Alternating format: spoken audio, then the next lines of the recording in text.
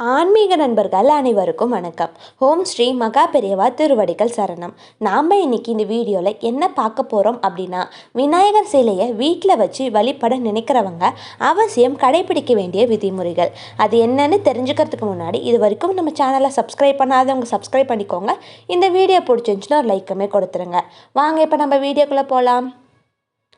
பொதுவாக வீட்டில் என்னதான் நிறைய தெய்வங்களின் புகைப்படங்களும் சிலைகளும் வைத்திருந்தாலும் அனைவருடைய வீட்லையும் கண்டிப்பாக விநாயகர் சிலை வச்சுருப்போம். நிறைய பேர் விநாயகரை மிகவும் பிடிக்கும். அப்படிங்கிறதுனால குட்டி குட்டி விநாயகர் சிலைகளை வாங்கி வீட்டில் வச்சு அலங்கரிப்பாங்க. அது மட்டும் இல்லாமல் விநாயகர் வீட்டிற்கும் செழிப்பையும் மகிழ்ச்சியையும் தரக்கூடியவர். விநாயகர் பெருமான மனதார நினச்சி வேண்டிக்கிட்டோம் அப்படின்னா அவரோட பக்தரை கண்டிப்பாக அவர் அருள் பாலிப்பார். வீட்டில் புகழ், அதிர்ஷ்டம், வளமான வாழ்வு அப்படின்னு எல்லாமே கிடைக்கும். வீட்டில் விநாயகர் சிலையை வச்சுருந்தோம் அப்படின்னா நன்மைகள் நடைபெறும். விநாயகர் சிலையை நம்ம வீட்டில் வைப்பது வாஸ்து சாஸ்திரத்தைப்படி சில முறைகள் இருக்குது.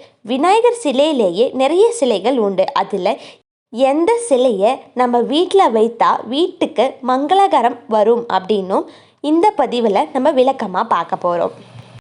வீட்டில் கண்டிப்பாக வைக்க வேண்டிய விநாயகர் சிலையை முதல்ல பார்த்துடலாம். வாஸ்து சாஸ்திரத்துப்படி வீட்டின் நுழைவு வாயில வேப்பங்கொட்டை அப்படி இல்லைன்னா மாமர தோளால் ஆன விநாயகர் பெருமானை வைக்கணும்.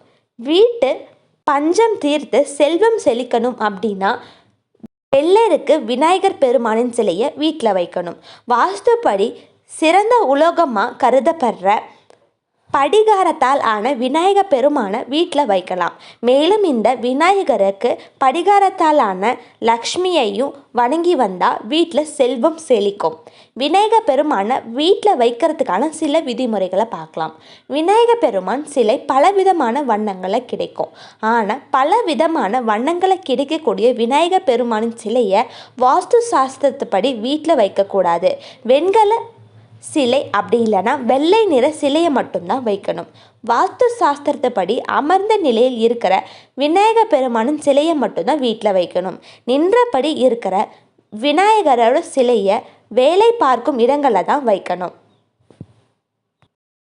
எல்லா பிரச்சனைகளுக்கும் ஒரு தீர்வு இருக்கும். எளிமையான தீர்வுகளையும் பரிகாரங்களையும் விதிமுறைகளையும் தெரிஞ்சுக்க நம்மளோட சேனலை தொடர்ந்து பார்த்துட்டு வாங்க. அனைவருக்கும் நன்றி.